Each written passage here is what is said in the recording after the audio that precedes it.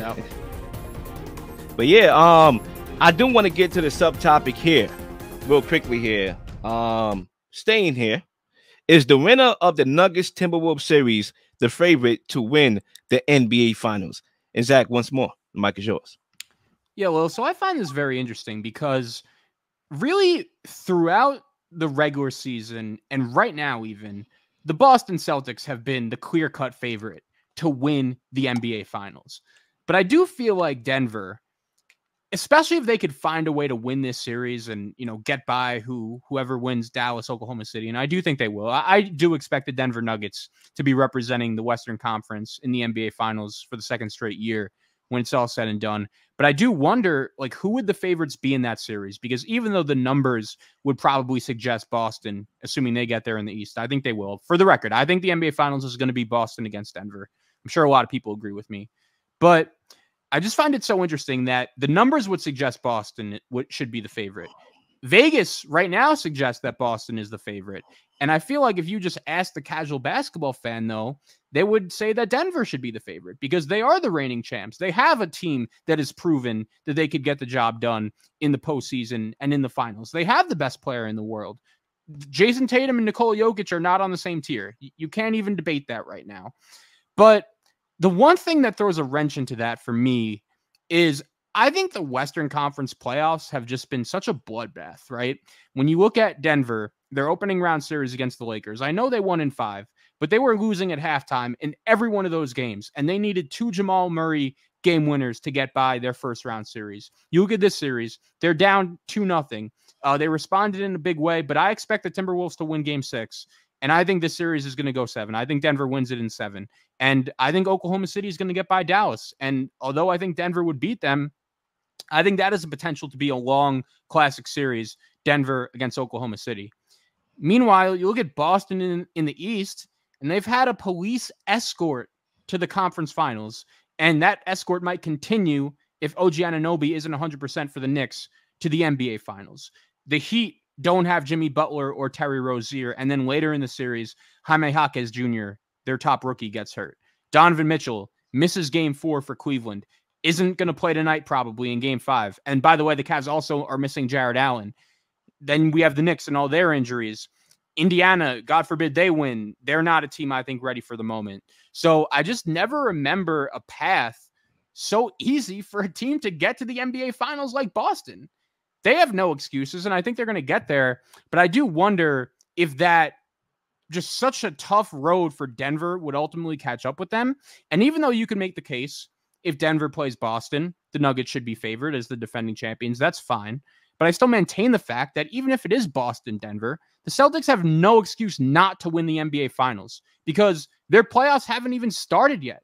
They're just playing exhibition games. And you could see it in the way they play. They just, don't show up for game 2 against Miami. They don't show up for game 2 against Cleveland because they don't care. They're not engaged. I don't even know if they've realized their playoffs have started because they could just sleepwalk to the conference finals and maybe even the NBA Finals. I think that Knicks series would be interesting. I think the Knicks would maybe be able to get a game or 2, make it a compelling series, but it sucks. The Knicks aren't at 100%, just like the Celtics' first 2 opponents are.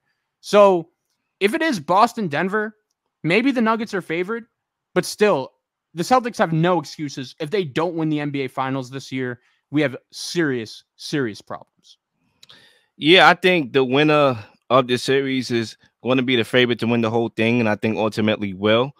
I just think, when you look at this matchup going in from the Nuggets perspective, because I do think the Nuggets is going to win the series, and I do think ultimately I'm going to be one of those fans you talked about and be like, yeah, I'm just not betting against, Jokic and the Nuggets. And when you look going into this matchup and you look at the Timberwolves, they presented on paper length and athleticism that really should have been a matchup nightmare for the Denver Nuggets. And at times it was to start up the series. We saw that game 1. They went there, game 1. The lights wasn't too bright. They won that game. Naz Reid was playing really, really well, shooting the basketball. I believe we had the game 2 where Karl Anthony Towns was hot offensively. Anthony Edwards was cooking up as well. And they literally forced the Nuggets to look like a team that wasn't at that moment before. Like Jamal Murray could have been suspended. He got out of character. They forced Jokic into some ill-advised turnovers. They swarmed Jamal Murray. They played a very impeccable defensive outing in that game too. And it was like, yo, they up 2-0. Like, yeah, this is really the matchup that you want to stay away from. They just swept the Suns. They got all the confidence in the world. Rudy Gobert, once again, the defensive player of the year. Anthony Edwards is cooking. He's the Michael Jordan. And what the Nuggets do? What do great teams do? Find a way to win, even when they shouldn't. Even when you look at the paper and the Timberwolves is supposed to win the series because they're supposed to me, they find a way to win. And when you have that championship DNA, I understand it's cliche. I understand it's not analytical, but it's facts. It's history.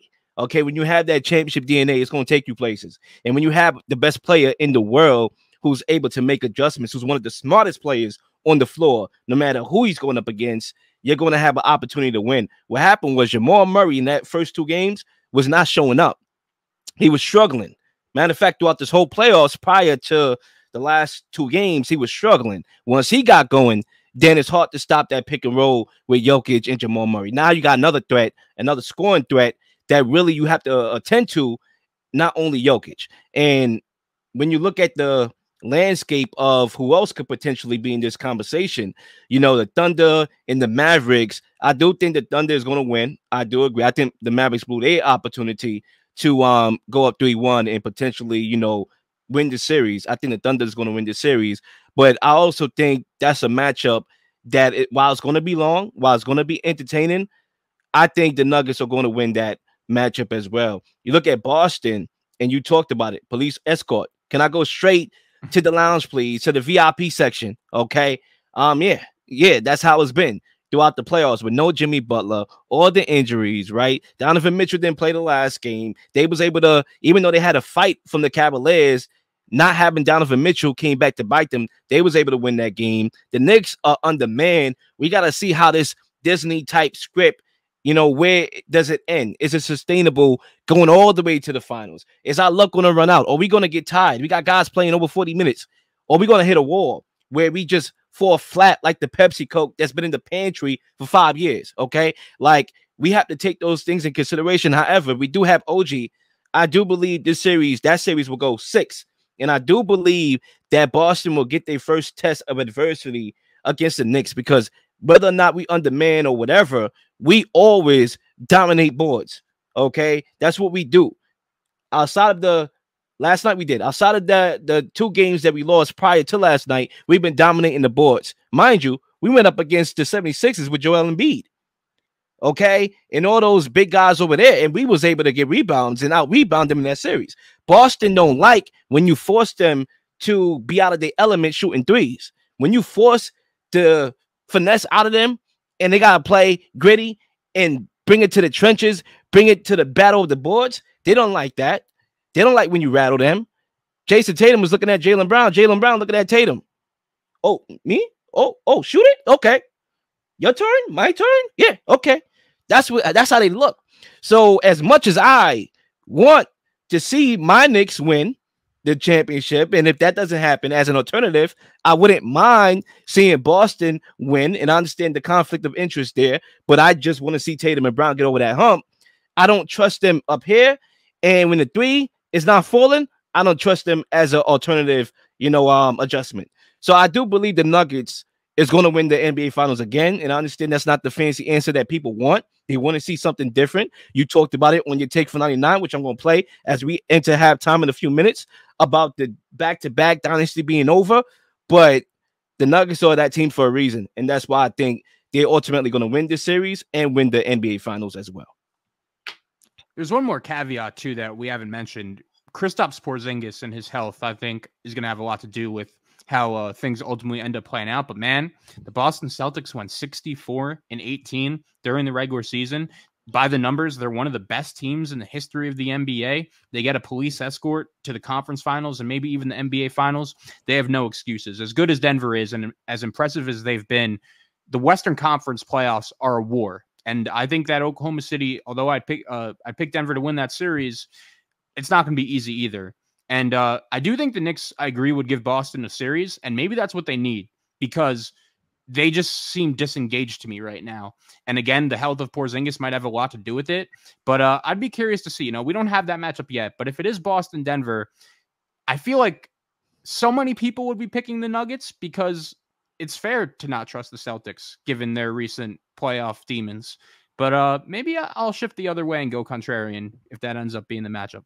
It depends, right? Because I can feel that type of way too. And mainly because I want to see, like, I wouldn't mind seeing Tatum and Brown get over that hump. So maybe that, like, preference of who I want to see win it will kick in when we do those predictions, if that was to be the case, right? But I do got a question, because do you think in a potential Nuggets Celtics series that it will be not only a long series, game 6 or 7, but the games will be tight?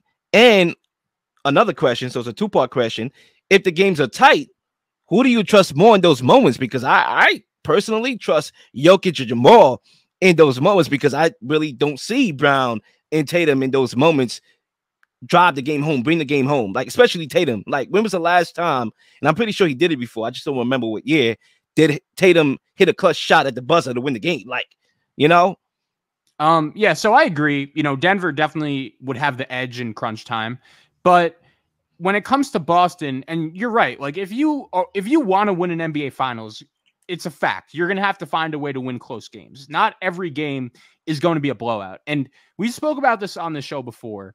Jason Tatum, in my opinion, is the most complicated player to have an opinion on in the NBA, because there are a lot of postseason shortcomings, a lot of moments that he deserves criticism for, but his resume isn't completely empty. You know, in 2022, when the Celtics went to the NBA Finals, they were facing elimination in the second round. They were down 3-2 to Milwaukee, facing Giannis, arguably the best player in the world at that point. And Jason Tatum dropped 46 points on the road in game number 6 to keep Boston's season alive. And they ended up winning that game 7 and going to the Eastern Conference Final. We remember the NBA Final, I should say. We remember last year, they played Philadelphia. They were facing elimination on the road in game 6. He was terrible throughout the first 3.5 quarters of that game. And he dropped like 16 points in the last 4 minutes. And Boston ended up winning that game in the series. We also think about, there's one other moment. Oh, of course, game 7 of that series against Philadelphia. He broke the all-time record for points scored in a game 7. I remember that. Scoring 54. So I do think there are some fair concerns about Tatum and Brown and their chemistry and how Boston would do in a close game.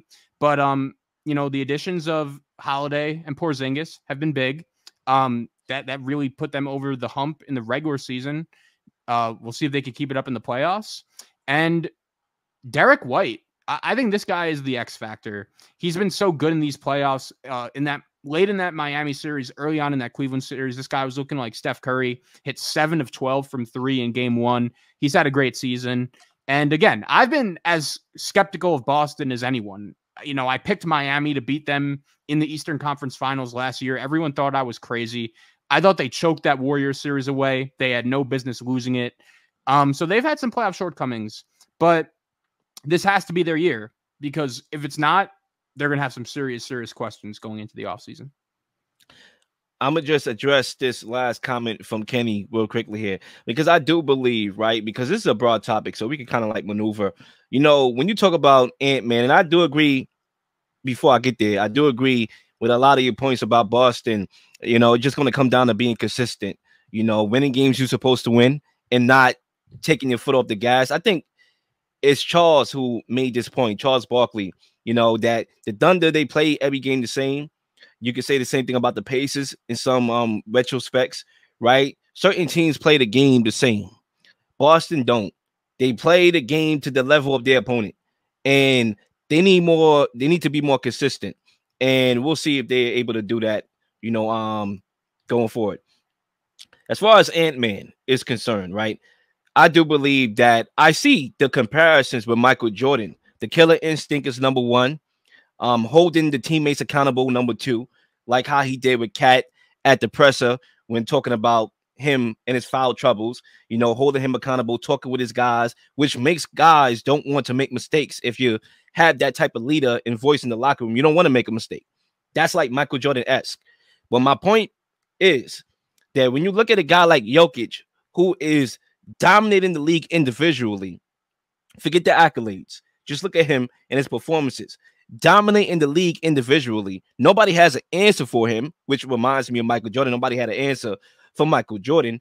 And it's preventing, plays, good plays, okay? Defensive plays of the years, right? Scoring title champions, MVPs from winning a championship.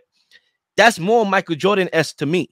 It's about winning. And I think Ant is young, clearly, and he's going to have his moments where he's going to have his runs where you got to see Ant before you get to the finals. And I do believe there'll be a time and place for that.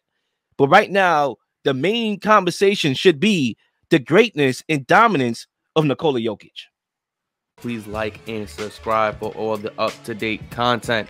We're slinging shows left and right, slinging content left and right. Please don't miss anything. If you do, like, subscribe, leave a comment, leave a question, something you may want to answer, something you may have. All ideas are great ideas. Nothing's a dumb question.